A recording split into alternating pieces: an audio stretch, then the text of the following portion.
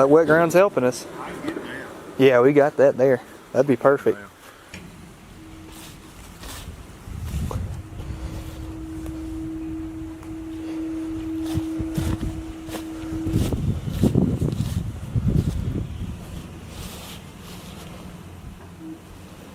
Fish on the pot.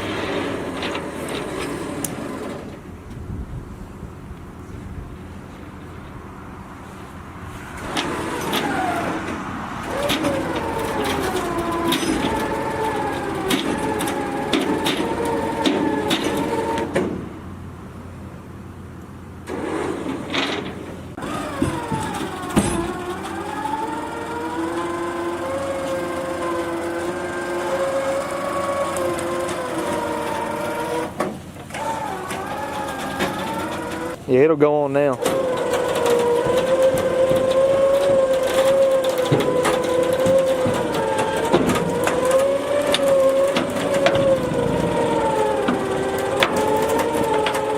Front ones are stuck. Front ones are stuck.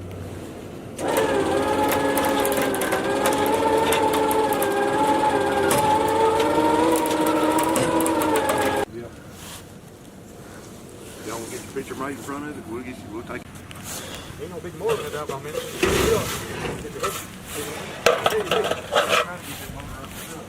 They said, I reckon we'll get that car there, 60, 70, or something like that on the weight limit.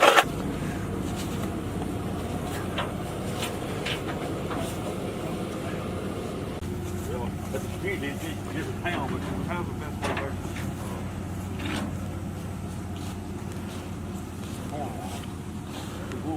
That's the best way. that's where you come? Yeah, but we went some back roads.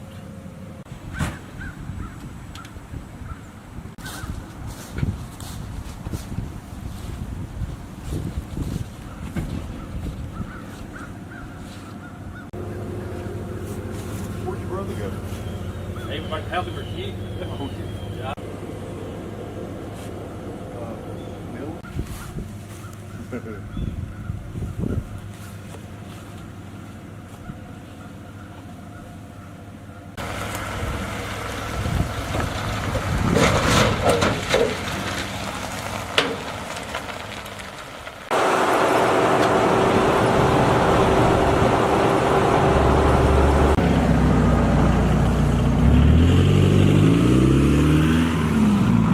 We drug it out.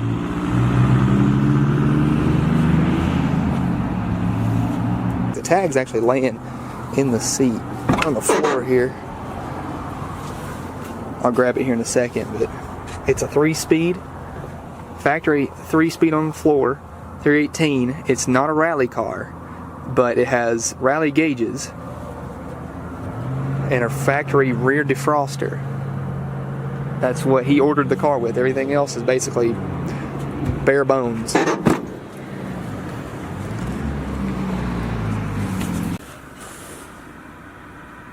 '84. So 35 years now. Pretty impressive.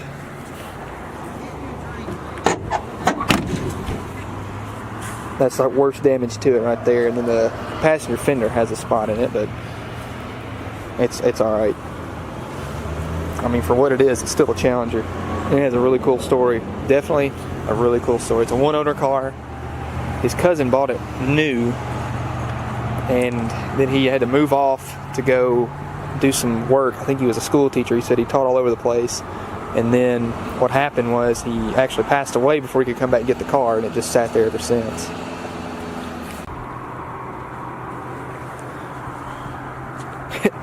It's straight besides the dents.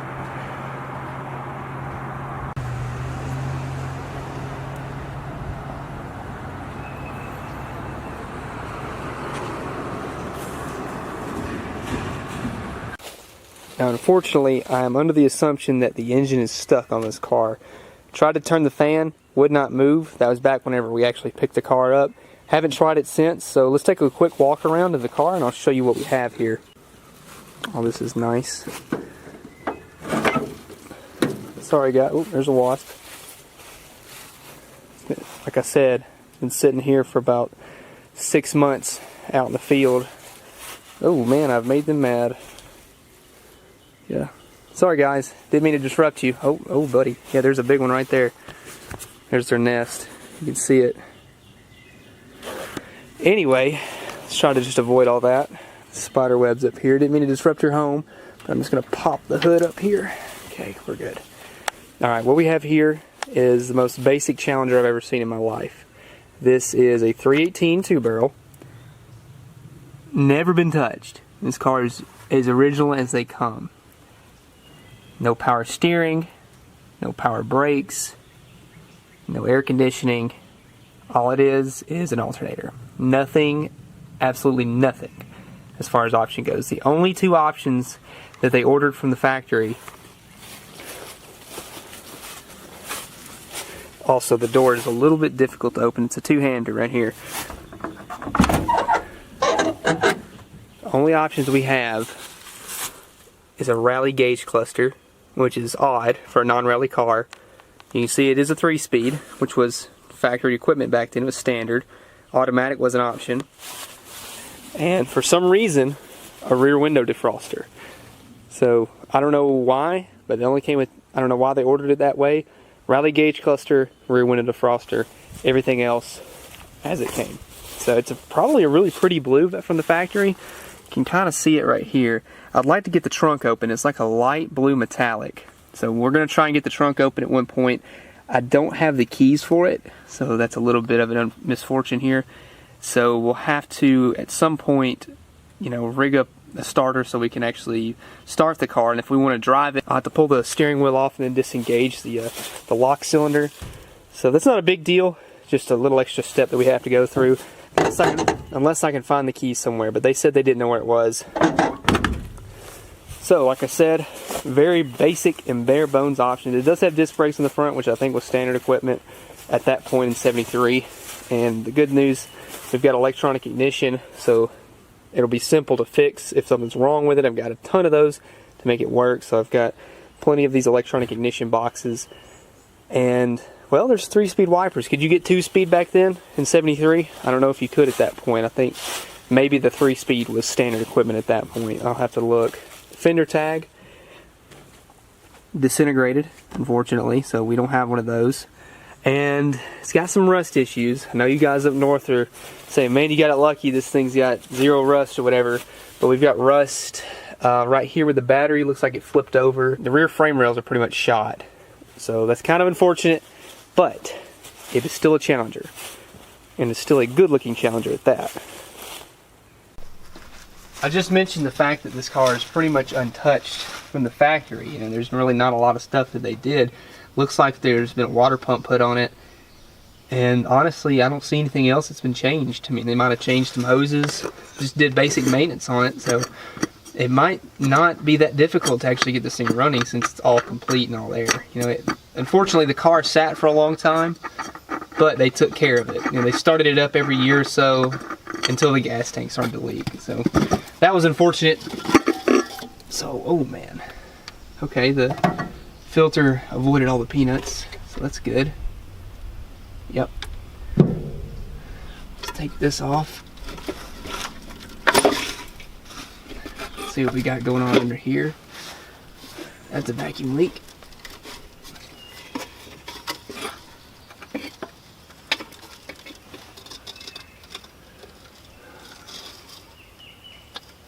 Okay, I'm just going to set this to the side for now.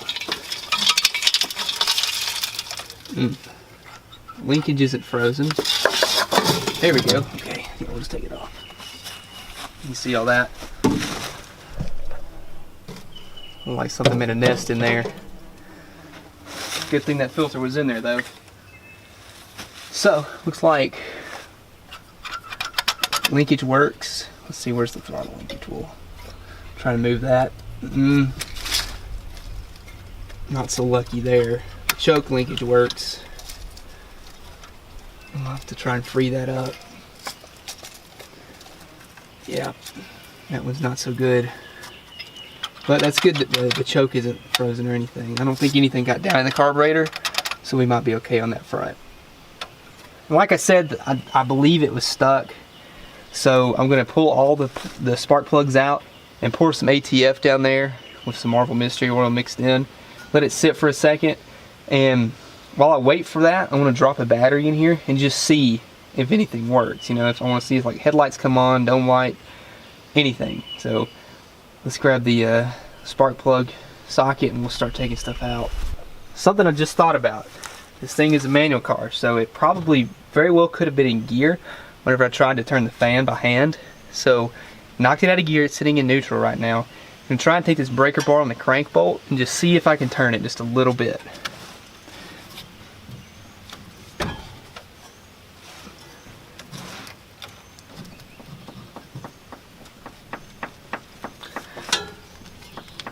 Nope. It's stuck. Couldn't get that lucky. Yeah, the crank bolt just tightened itself up. It can either be really good or really bad. Or all three.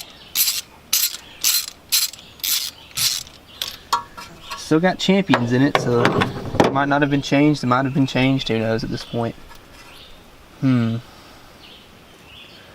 little rusty, but still fairly clean. I've got another set of champions that I'll just stick right back in.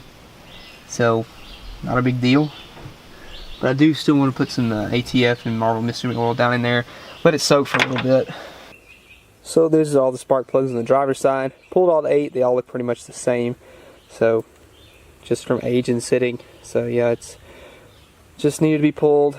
I've seen worse run, so I bet they would have ran, but the engine's stuck, so we're just going to go ahead and put some new ones in, or new to the car at least. Just run a little bit in. Just let it sit on top of the cylinder. While we're here, pour in some ATF.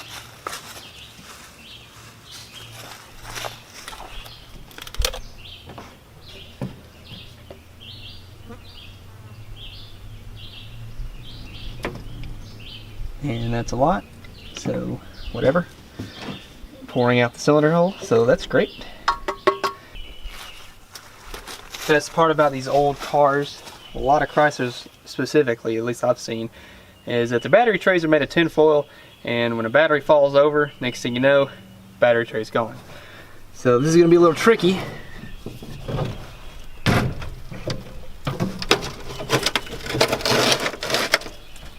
Installed. So, while I'm just gonna wait for those cylinders to soak, I'm just gonna mess around, see if we can get any kind of power to anything. Alright, hold your breath. Okay, nothing exploded. Alright, now that the battery cable's on, let me get in the car, hit the headlight switch. You guys tell me if it comes on.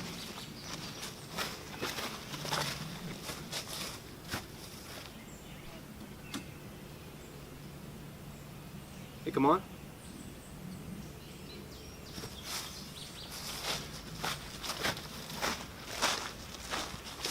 Well, heck, son, I tell you what. Wish you'd said something. See if the high beams work.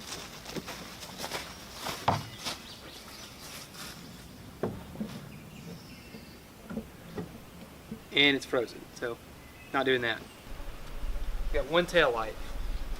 No side lights or anything, so better than nothing. Something else I need to do, disconnect the fuel line. So we'll just chop those up real good.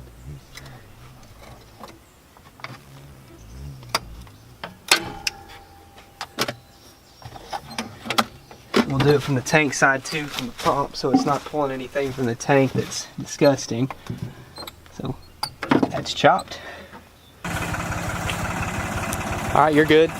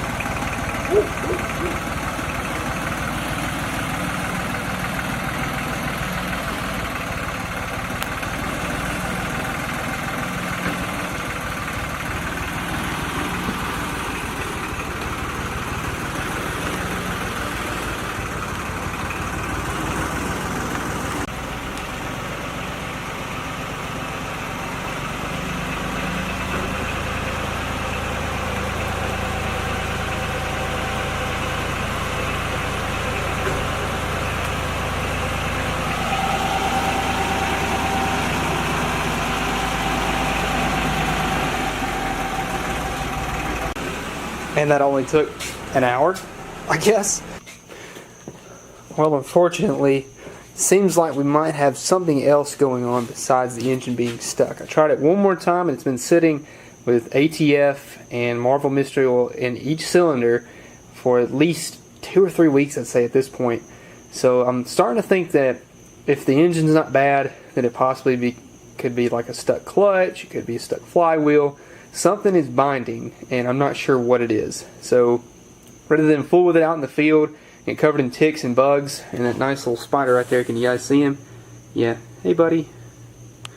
Yeah, this car's full of them. And it also had a mouse living in the hood.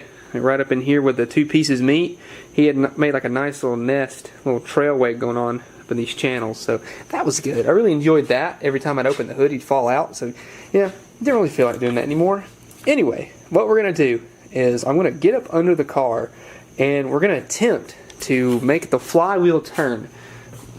That's a method, you know, because you can't turn it on the bolt, because the bolt, it'll keep loosening if you turn it one way. If you turn it counterclockwise, it'll loosen up, and all I can do is keep tightening it. So I'm worried that I'm going to mess it up if I just keep on turning it up more than more. So I'm just going to try and turn it by the flywheel, and if that doesn't work, this engine is literally the easiest thing to pull out because we have 0 accessories. We've got no power steering to worry about. All it is, I mean, we could literally leave the alternator hooked up, disconnect it from the radiator. So pull the radiator out, disconnect it, motor mounts, and disconnect it from the bell housing. Undo the wiring, heater hoses. This thing will come right out.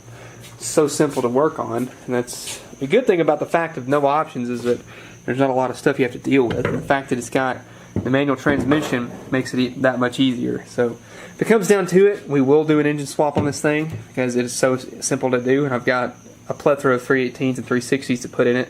But we're going to keep trying with this thing. We're not going to give up just yet. Here's the best part about this entire endeavor. Whole car is covered in spiders, even on the bottom side. Didn't know that was possible. Anyway, we're going to take this inspection plate off, see what that flywheel looks like real quick. Last bolt. Let's see what we got. Oh, just kidding, there's one more. I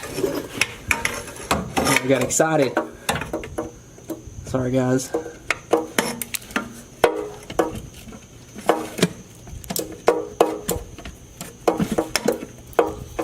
Fun fact, if you haven't noticed, there's a lot of stuff flying at us.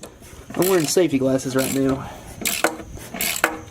Always do that if you're working on something like this. Keep stuff out of your eyes. Save you a lot of time. Alright, last bolt. For real this time. Oh, I forgot the other bolt. Are you kidding me? I forgot to take this other one out. What is wrong with me? I thought I took that one out. No way. Okay. For real this time.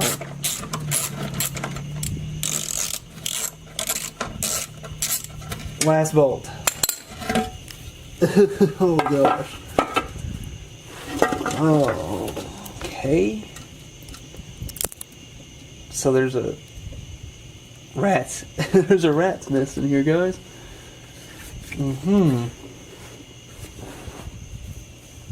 I don't think that's what's keeping our car from running, but definitely not helping. That's for sure.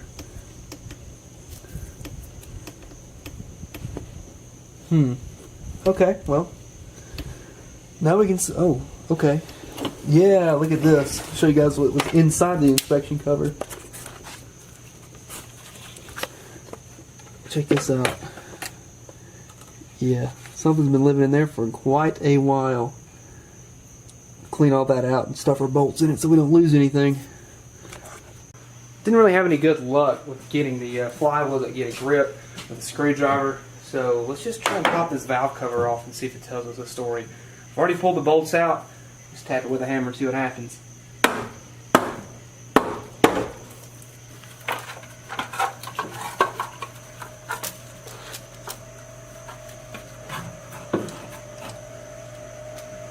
Doesn't look bad.